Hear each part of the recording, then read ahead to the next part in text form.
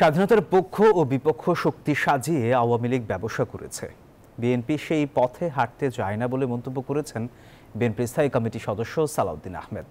সন্ধ্যায় ঢাকা বিশ্ববিদ্যালয়ের টিএসসি মিলনায়তনে স্ফুলিঙ্গ থেকে দাবানল, গণঅভ্যুত্থানের অজানা অধ্যায় নামে একটি বইয়ের মোড়ক উন্মোচন অনুষ্ঠানে তিনি এসব কথা বলেন। ৭১-এর মতো ২৪-এর গণঅভ্যুত্থানের চেতনার নামে কেউ যেন ব্যবসা করতে না পারে, সেজন্য সবাইকে সজাগ থাকতে আহ্বান জানান সালাউদ্দিন।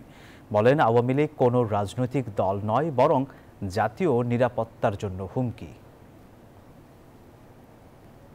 বিরুদ্ধে ছিল, কারা স্বাধীনতার পক্ষে ছিল, এই বিভক্তিটা আওয়ামী লীগ করেছে।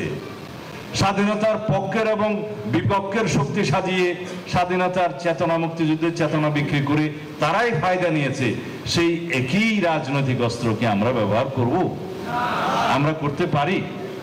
সুতরাং আমরা ঐক্যবদ্ধ বাংলাদেশ চাই। সেই ঐক্যটা কিসের? সেই ঐক্যটা হবে জুলাইয়ের 2024-এর ছাত্র গণ অভ্যুত্থানের ফ্যাসিবাদ বিরোধী জাতীয় ঐক্য।